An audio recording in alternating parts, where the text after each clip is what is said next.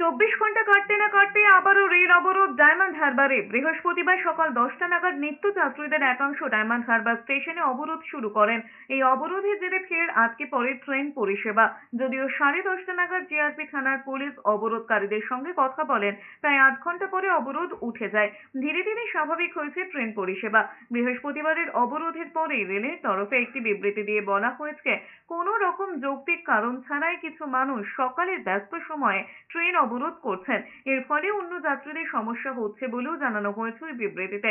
রেলের দাবি, ট্রেন দেরিতে চলছে না, সব ট্রেনে নির্ধারিত সময় মেনে চলছে। এদিকে সিগন্যালিং এর সমস্যার জেরে বনগাঁ শিয়ালদা শাখায় ব্যাহত ট্রেন পরিষেবা। বৃহস্পতিবার সকালে কাজে বেরিয়ে বিপাকে পড়তে হয়েছে বনগাঁ শিয়ালদা শাখার ট্রেন যাত্রীদের। সকাল থেকে শিয়ালদা ডিভিশনের এই শাখায় ব্যাহত ট্রেন চলাচল। বনগাঁ স্টেশন থেকে সকাল 7:30টার পর আর কোনো ট্রেন শিয়ালদার উদ্দেশ্যে রওনা দেয়নি। রেলের তরফে জানানো হয়েছে, সিগন্যালিং এর সমস্যার জন্যই এই বিপদে। দ্রুত সমস্যার সমাধান করে পরিষেবা স্বাভাবিক করার আশ্বাস দেওয়া হয়েছে। যাত্রীদের কথায় সকাল 10টায় অফিস ঢুকতে হলেও ট্রেনের জন্য দেরি হয়।